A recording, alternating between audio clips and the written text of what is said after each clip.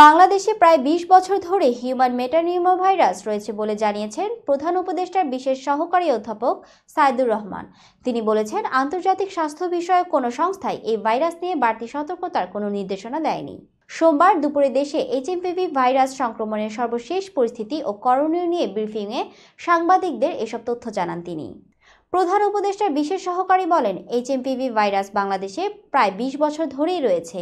এই ভাইরাস নিয়ে আতঙ্কের কিছু নেই, মহামারী হওয়ার শঙ্কা নেই, এজন্য সীমান্তে সতর্কতার কিছু নেই। তবে এ বিষয়ে সরকারের প্রস্তুতি রয়েছে। তিনি বলেন, এইচএমপিভি ভাইরাস সাধারণ একটি ফ্লুর মতোই। এটি কোনো ভয়ানক ভাইরাস নয়। করোনা সংক্রমণের মতো পুরোপুরি স্বাস্থ্যবিধি মেনে চলার এখনই কোনো প্রয়োজন নেই।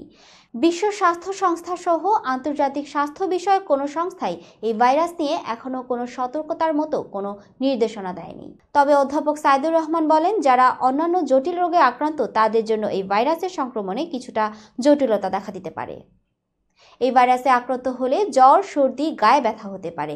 এই ভাইরাসের সংক্রমণ হলে এটি বাড়তি ঝুঁকিতে পড়বে না, কারণ এটা চীনে প্রথম সংক্রমিত হলেও সেখানে বাড়তি কোনো সতর্কতা জারি করা হয়নি। অতএব বাংলাদেশিরা আতঙ্কিত হওয়ার বা খুব বেশি সতর্কতার প্রয়োজন নেই, যোগ করেন তিনি।